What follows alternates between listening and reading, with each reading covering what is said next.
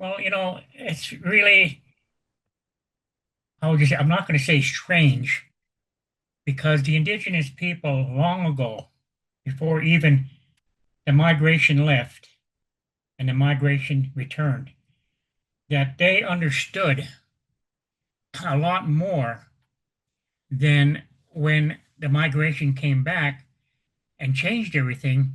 And they thought that we were basically full of BS, but now they're starting to discover that a lot of things we said are coming true. We predicted that at one point in the future, the Earth will start to turn on its axis, that it will start going more and more to the north. And that's happening. And this was actually predicted long before, probably about 1,000 years ago, that the Earth is constantly moving and that it's starting to basically switch on its axis and move, which is basically causing a lot of changes on the Earth itself. And there are stories and places upon the Earth that people try to explain, and they try to do it in a scientific way, and yet a lot of times, 90% of the time, they're wrong. But when they look at the indigenous people's interpretation, they were 100% right. We know that long ago that we have stories about the star people going back and forth and meeting with us and giving us advanced information on ecology, on basically how nature works, and giving us ways of living in harmony with all of nature. And the stories are out there, but again, a lot of people have buried these stories. And one of the reasons why these stories have been buried, when the migration came, and we were already, we predicted that at one time we were one color, but people would leave. But when they return, they will return in three different colors. And when they return, they will be very confused because they walked away from the old ways. And that it was our responsibility to reteach them. But when you look at the migration that came to Turtle Island, which is now you call United States or America, they were bent on destroying the native way of life.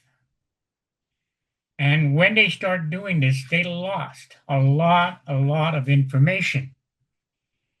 When you talk about history, especially say the Spanish history, when they went down into South America, New Mexico, and Mexico, which is now Mexico now, they found that the natives were performing open heart surgery.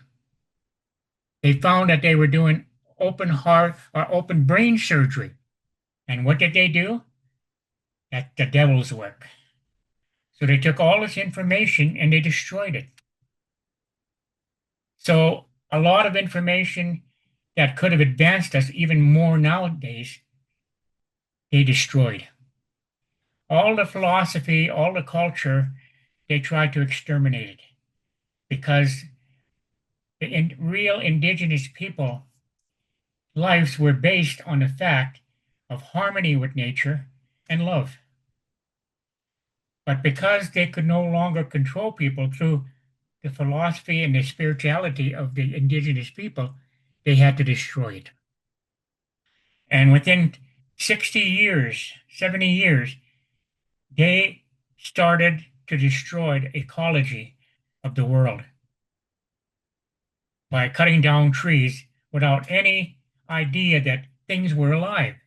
They didn't want to believe that all of nature had a life force energy and that as two-leggeds, we were connected.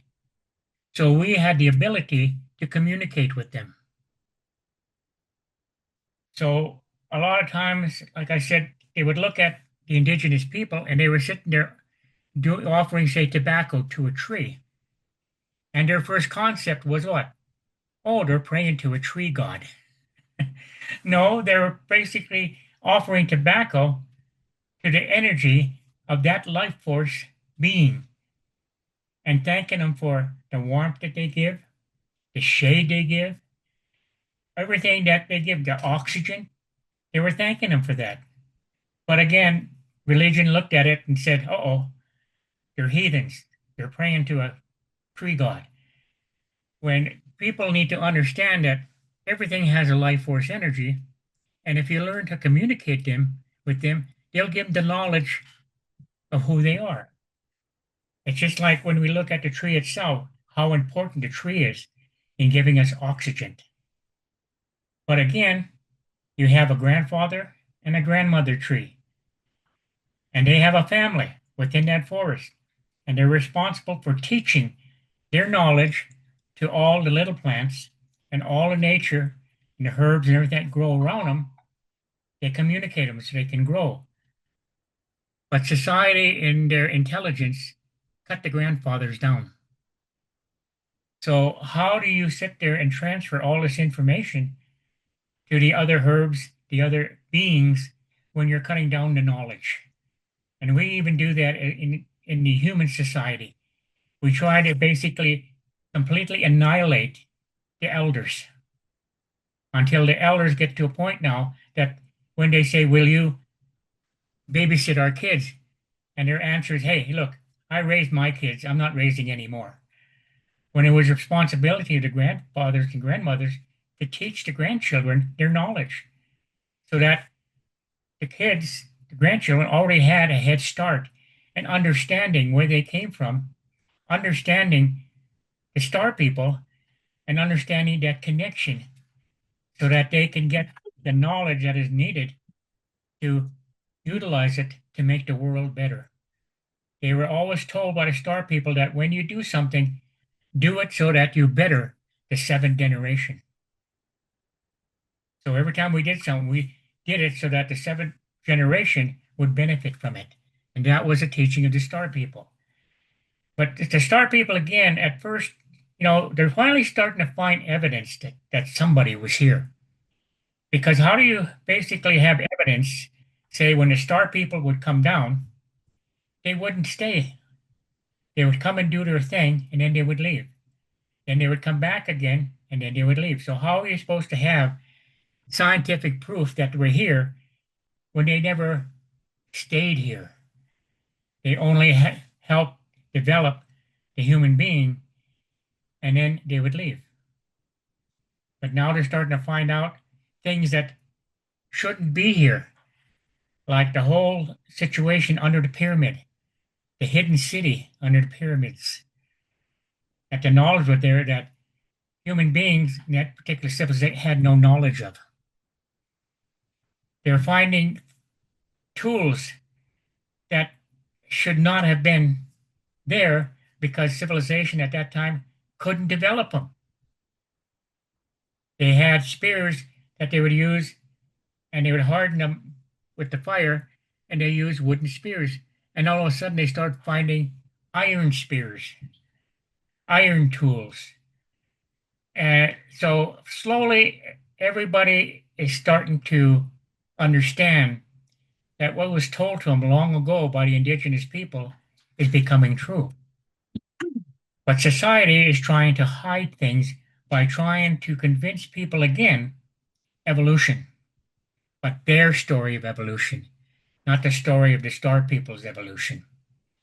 So we become very confused, and that's why we go away from the real connection because, again, when I explained that how powerful the mind can be, and they try to bury the spirit. It's like that shirt I put together. It said, kill the mind, raise the spirit. Because we're too mind controlled and we're not controlled by the information that was given to us long ago by the star people. Their number one message that they had was live in harmony. And then they shared all kinds of information with them. And they're finding out now that possibly evolution did not start on this planet. They found an area in the cosmos where they believe this is where everything started.